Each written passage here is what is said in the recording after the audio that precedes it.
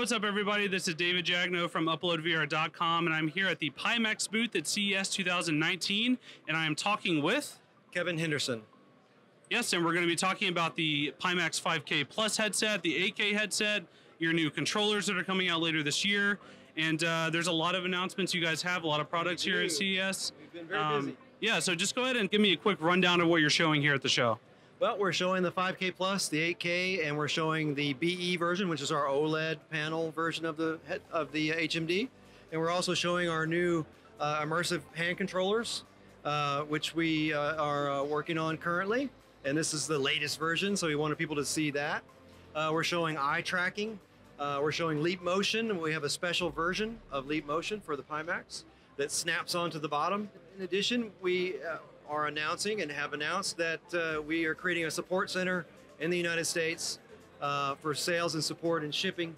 So, you got to take ownership of everything that, that has happened, everything in the past, and you got to, move on down the road and improve everywhere we can. And we are here to show that. So just for a little bit of background, what are some of the learnings that you've had with the development and the shipment and the production cycles and all that kind of stuff? Well, you've learned that there's always ups and downs in production, especially when it's a kind of a new and unique product.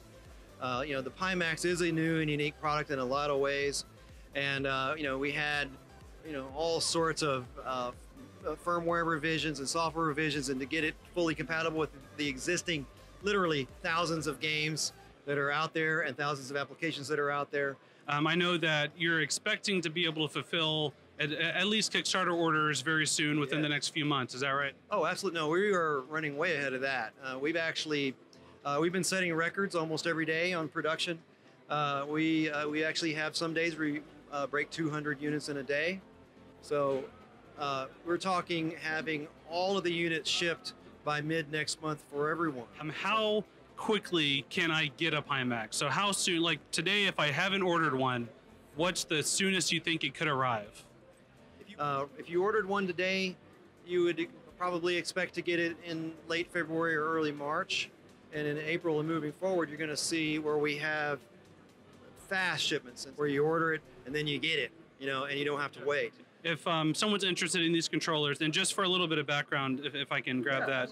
I think you explained to me earlier that they come in the trackpad variety like this, with a trackpad here, or a control stick as an option. You can pick and choose which kind you want. But if someone were interested in these, what is the earliest you think people can get these in their hands as a consumer?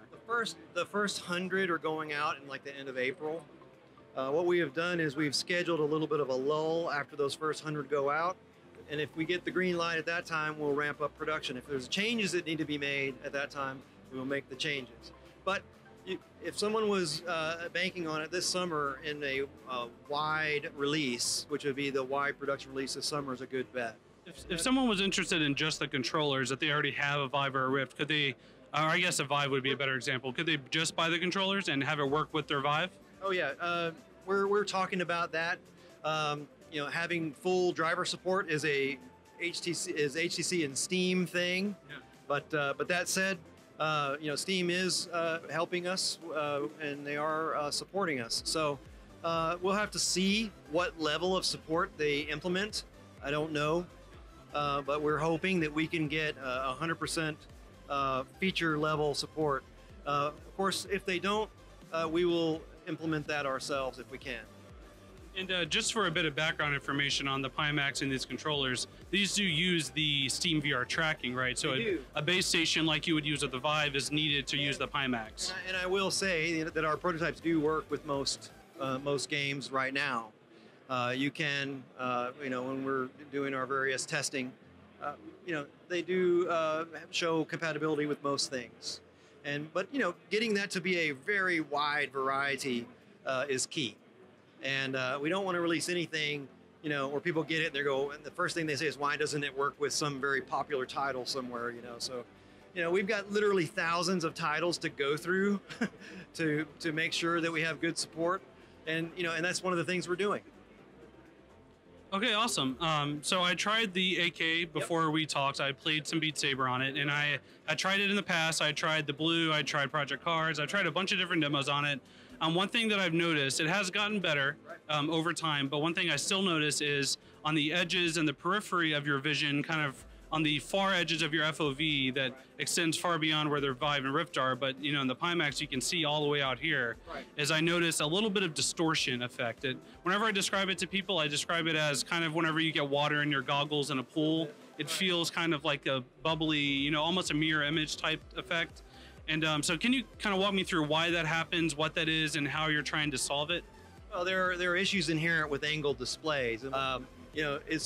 It's a very difficult problem to totally overcome, and the reason is the eye geometry for different people is different.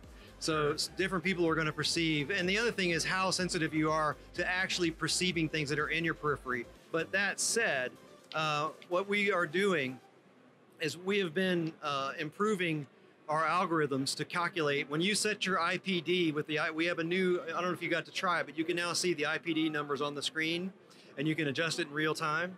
Even inside a game, you can adjust it. It's also adjusting our algorithms for distortion correction. And that is one way we've been able to combat that. And that's why when you see it today, that it is a lot less than it was, say, a month ago or 2 months ago. And you'll notice that the contrast and the colors are better than they were then too.